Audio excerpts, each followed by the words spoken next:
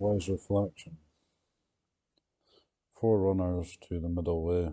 Initial stage of practice. 2. Yoniso Manasikara. 1. The role of reflection in a wholesome way of life.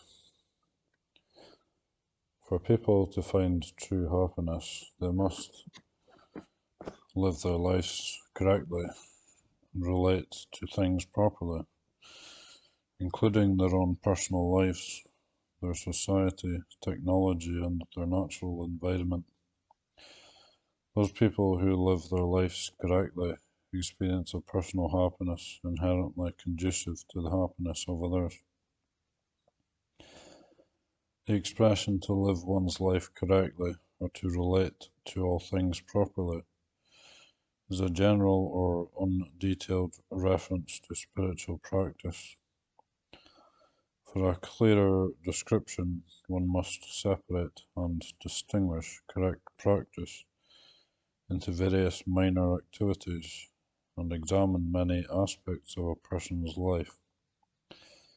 It is useful, therefore, to describe the different parts of spiritual practice, which together comprise the entirety of living one's life correctly. Hereby one defines the subtleties of living correctly, revealing the different aspects of proper practice. From one perspective, to live one's life is to struggle for survival, to try and escape from oppression and obstructive forces, and to discover well-being. In brief, this aspect to life is the solving of problems, or the ending of suffering. Those people who are able to solve and escape from problems correctly reach true success in life and live free from suffering. Therefore, to live correctly and with success can be defined as an ability to solve problems.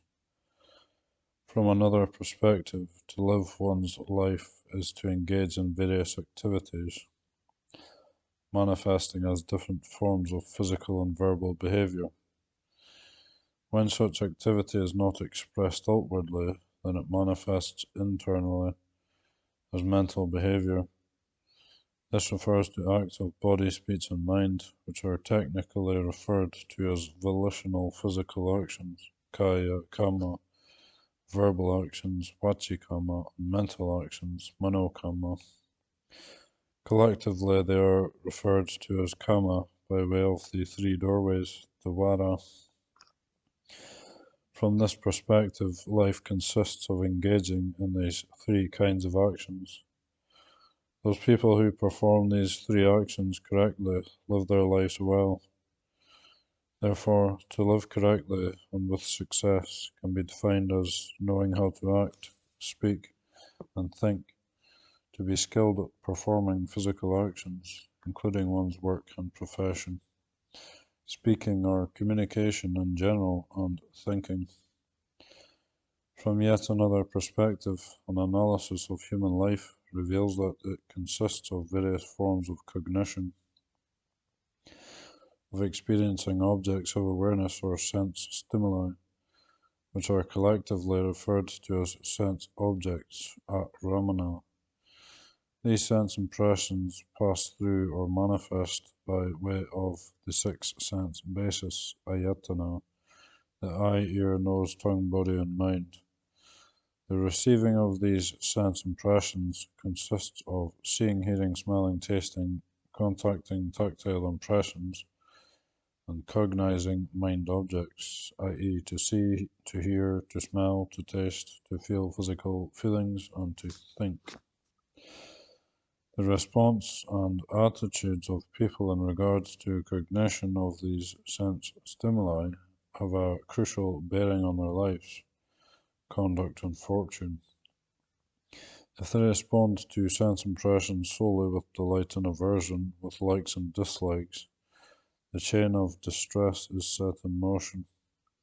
If they respond in the manner of recording information, however, and see things according to the truth, see things according to cause and effect. They will go in the direction of wisdom and towards a true solution to problems. A factor that is no less vital than their response and attitudes towards sense impressions is the ability to select sense objects.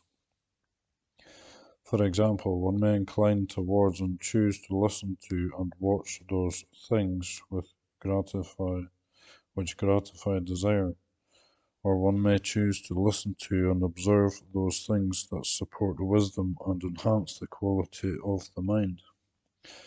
From this perspective, to live correctly and successfully can be defined as knowing how to receive and select sense impressions, to be skilled at seeing, hearing, smelling, tasting, contacting tactile objects, and thinking. There is one more perspective to take into consideration. One way to describe human life is to highlight the engagement and relationship to phenomena in order to derive benefit from these things. For most people, the consumption or enjoyment of sense pleasures plays a very significant role. When engaging with people or things in their surroundings, whether this be their society or the natural environment, most people seek to derive some kind of benefit or advantage from them in order to satisfy their wishes or to gratify their desires. In other words, when they wish to satisfy desires, they go out and engage with these people and things. The preceding factor of looking at life as a process of cognition contains two aspects, that of pure cognition, say of seeing and hearing, and that of engagement, say of looking and listening. The skill of receiving and selecting sense impressions, for example, a skill at seeing or hearing, is related to this factor of engagement. To engage with or to consume things properly is a vital factor in determining and shaping a person's life and degree of happiness. Therefore, to live correctly and successfully can be defined as being skilled in engaging with and relating to things.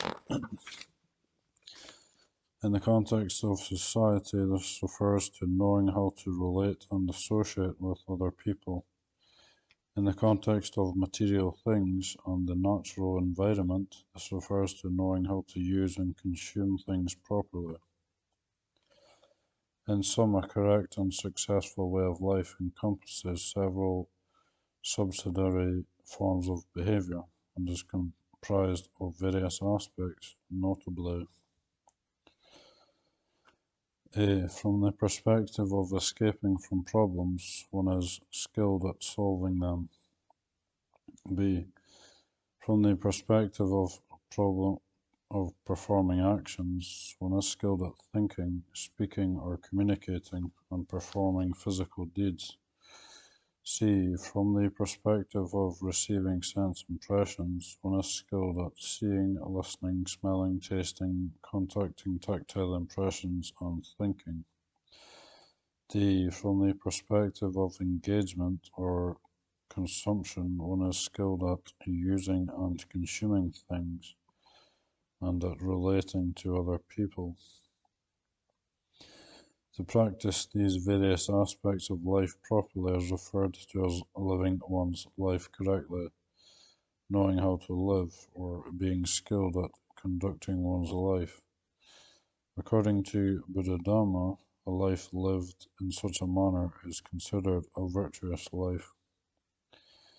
These various aspects of life, or aspects of spiritual practice, can be summed up by the phrase knowing how to think, or being skilled at reflection. They all involve the process of thinking, which is a vital factor for living one's life correctly. Thinking plays an important role on many levels, including in the context of cognition, thinking is the meeting point where various information and data gathers and assembles. It is where data is analyzed, shaped, and applied. In the context of volitional actions, thinking is the starting point, which leads to outward verbal and physical expressions, to speech and physical action. Moreover, it is the command center, which determines or controls speech and physical deeds according to one's thoughts. In the relationship between these two forms of behavior, thinking is the center point. It is the link between cognition and volitional actions. When one experiences things by way of sense basis and then gathers, processes, and analyzes this sense data, thinking dictates the consequent outward expressions of speech and physical actions. In sum, correct thinking, or the skill of reflection, is the seat of administration in regard to correct living in its entirety.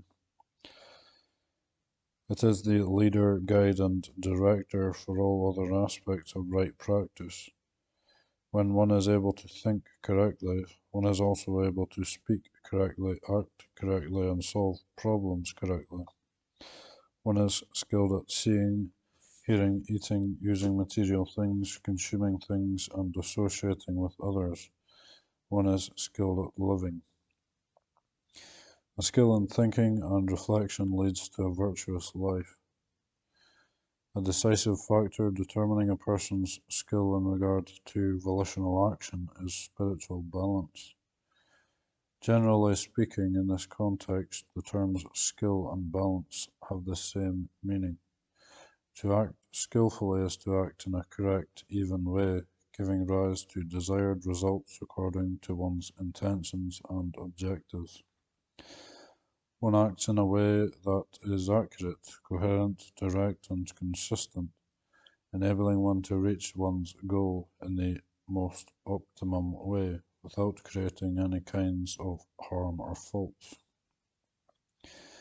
In the context of reaching one's goal, the Buddhist teachings give great emphasis to the characteristics of faultlessness, freedom from affliction, and suitability, the meanings of which are encompassed in the word spiritual balance.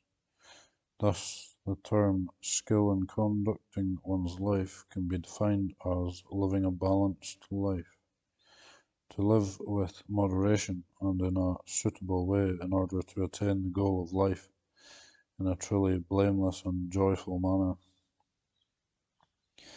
The technical term for a life of balance, for a suitable practice, or for a virtuous life is the middle way, Majjhima Patipada, which refers to the path, Magga, the Noble Eightfold Path. The middle way is the virtuous sublime life, free from harm and affliction, leading to utter safety and complete happiness. Buddha Dhamma teaches that in order to live correctly or to lead a virtuous life, one must pass through a process of spiritual training and study. One can say that the path arises as a result of spiritual training. Just as skillful reflection is the guiding principle of a virtuous life or of the path, so too, cultivating one's skills in the area of thinking is the leading factor in formal spiritual training, Sikha.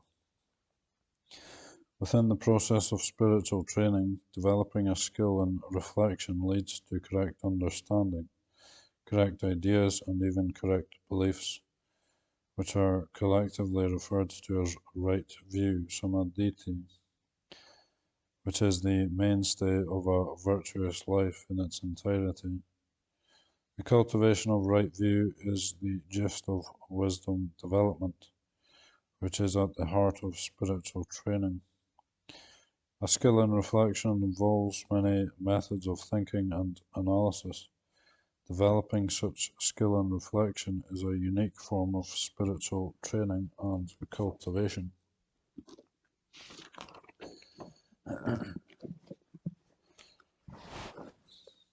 2. The role of reflection in spiritual training and wisdom development. Before discussing the various methods of thinking, let us review the role of thinking in spiritual training, especially in the area of wisdom development, which is the core of such training. A. Commencement of training.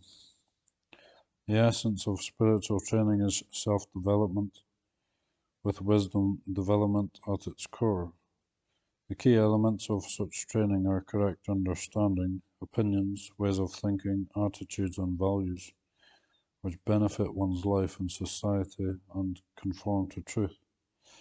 In short, this refers to right view, samadhi.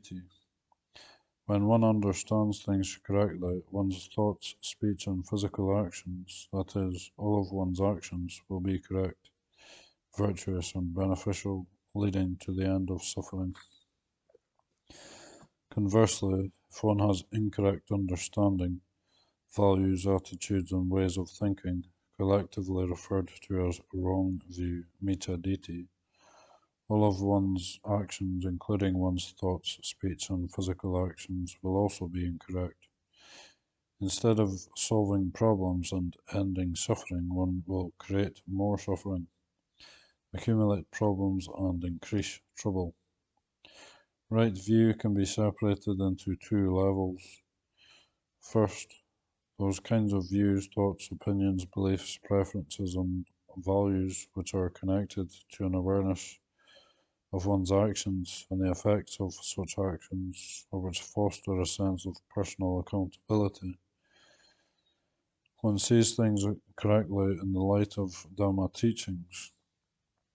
The precise term for this kind of view is knowledge of being an owner of one's deeds, kamma sakatayana. It is mundane right view, lokiya samadhi, and pertains to the level of moral conduct. Second, those views and ways of thinking which help to discern how all conditioned things exist in accord with the law of causality. It is an understanding of things according to how they really are. One is not biased by preferences and aversions, or swayed by how one wants things to be or not to be. It is a knowledge in harmony with natural law, with natural truth, and is technically referred to as knowledge consistent with truth, Satchanu Lo Mika Yana. It is right view aligned with transcendent understanding and pertains to the level of absolute truth. Wrong view, miccha-ditthi, likewise is comprised of two kinds. Those views, notions, and values which deny a sense of personal accountability, a refusal to admit one's own responsibility, and an ignorance of the world as it really is. The formation of deluded images according to how one personally wants the world to be. In any case, the internal spiritual training of an individual begins with and continues as a result of an engagement with his or her external environment. It is dependent on external influences which act as a source of motivation or as conditioning factors.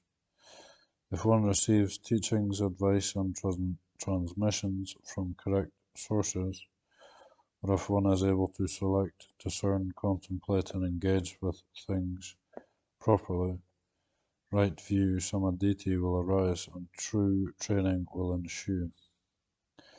Conversely, if one receives incorrect teachings, advice, and transmissions, or if one is unable to reflect on, consider, and gain insight into one's experiences, wrong view, miccha-ditthi, will arise and one will train incorrectly or not train at all.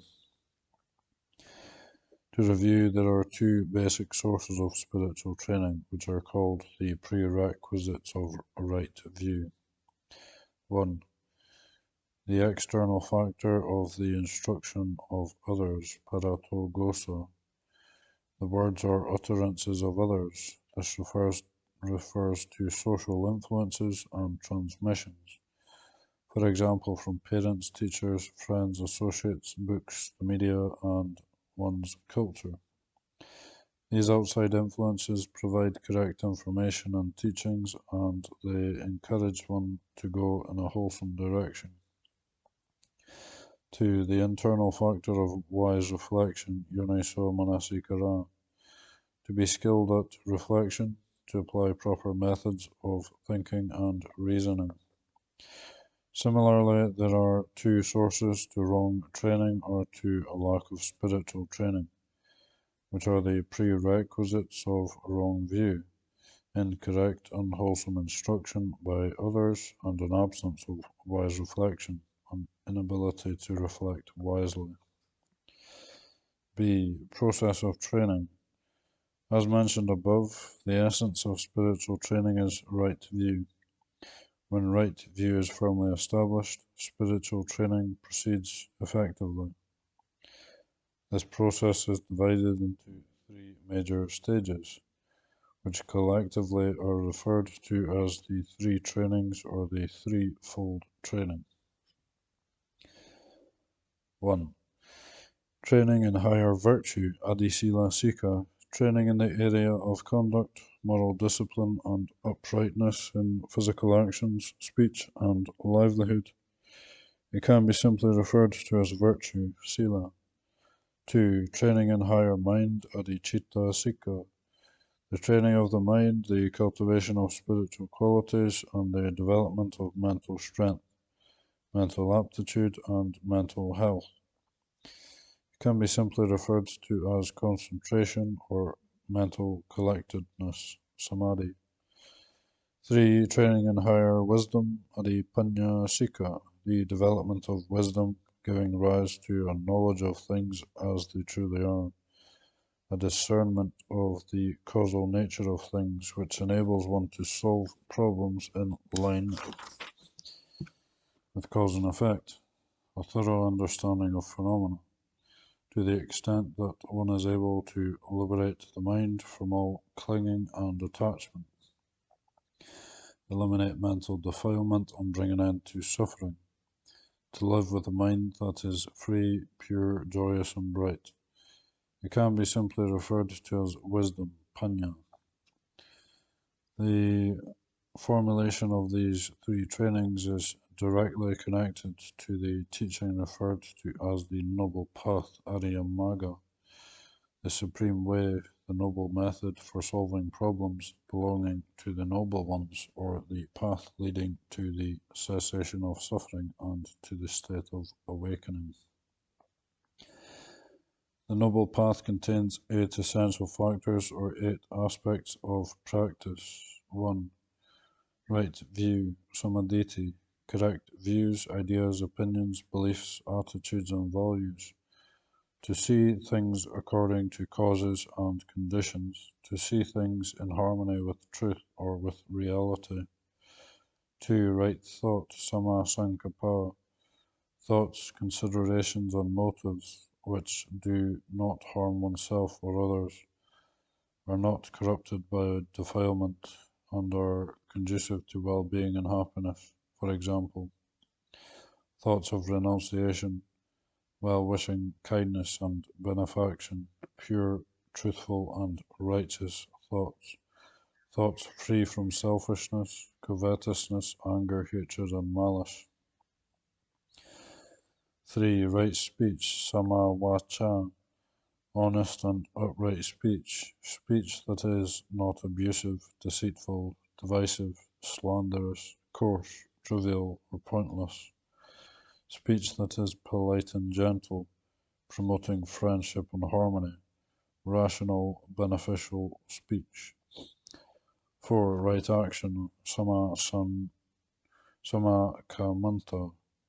righteous, beneficial actions, non-oppressive, non-harmful actions, actions that build good relationships, promote cooperation, and lead to a peaceful society.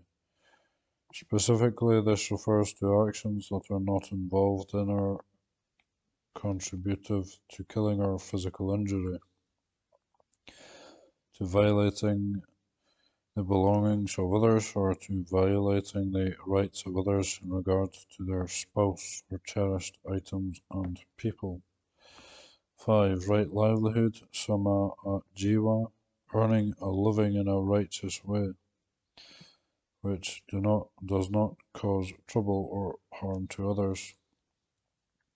6. Right effort, sama wayama, righteous effort, that is, to strive to prevent and avoid unarisen evil, unwholesome qualities, to strive to abandon and eliminate arisen evil, unwholesome qualities, to strive to establish and foster unarisen wholesome qualities, and to strive to cultivate, increase, and perfect arisen wholesome qualities. 7. Right mindfulness, samasati, to be vigilant and attentive, to sustain attention on whichever necessary task one faces in the moment, to be circumspect about one's activities, to recollect those virtuous, supportive, or required factors connected to a specific activity, to not be absent-minded, careless, or negligent. Most notably, this refers to mindfulness fully attentive to one's own physical activities, feelings, state of mind, and thoughts. One does not allow alluring or annoying sense impressions to lead one astray or to cause confusion. 8. Right concentration, samadhi. Firmly established attention, the mind is focused on an activity or on an object of attention at ramana. The mind is one-pointed, calm, relaxed, pure, bright and strong. It is malleable and engaged, ready for the effective application of wisdom. It is not distracted, disturbed, confused, stressed, rigid, or despondent. The threefold training is designed to bear fruit according to the principles of practice inherent in the Noble Eightfold Path. This training generates and develops the 8 path factors. A Dhamma practitioner makes full use of these path factors and gradually solves problems until he or she reaches the complete end of suffering. The relationship between the threefold training and the eightfold path is as follows. 1. Training in higher virtue. Aspects of training giving rise to right speech, right action, and right livelihood. These 3 path factors are cultivated to the point where one reaches the standard of a noble being in regard to moral conduct, discipline, and skillful social interaction. This is the basis for developing the power of mind. 2. Training in higher mind. Aspects of training giving rise to right effort, right mindfulness, and right concentration. These 3 path factors are cultivated to the point where one reaches the standard of a noble being in regard to spiritual qualities, power of mind, mental capability, and mental health. This is the basis for developing wisdom. 3. Training in higher wisdom. Aspects of training giving rise to right view and right thought. These 2 path factors are cultivated to the point where one reaches the standard of a noble being in regard to wisdom. One's mind is bright, joyous, and freed from all forms of grasping and affliction. One reaches true deliverance of mind by way of wisdom. As mentioned above, right view, the mainstay of spiritual training, arises dependent on 2 factors, the prerequisites of right view, which are the source, origin, and starting point of practice. Therefore, in the activities pertaining to spiritual training, special emphasis should be given to these 2 factors. Indeed, the expression providing training relates precisely to these 2 factors. As for the 3 stages of training, Sila, Samadhi, and Panya, they are used simply as reference points for creating a supportive environment and for ensuring that the direction of practice proceeds according to proper principles. Based on this understanding, one is able to outline spiritual training as follows. Starting point or source of training. 1. Words of others, external influence. And 2. Wise reflection, skillful thinking, internal factor. Along to process of training. 1. Training in higher virtue, moral conduct, moral discipline, and upright physical and verbal actions, including an honest livelihood. 2. Training in higher minds, spiritual virtues, mental strength, mental capability, and mental health. 3. Training in higher wisdom, wholesome beliefs and values, and understanding conforming to truth.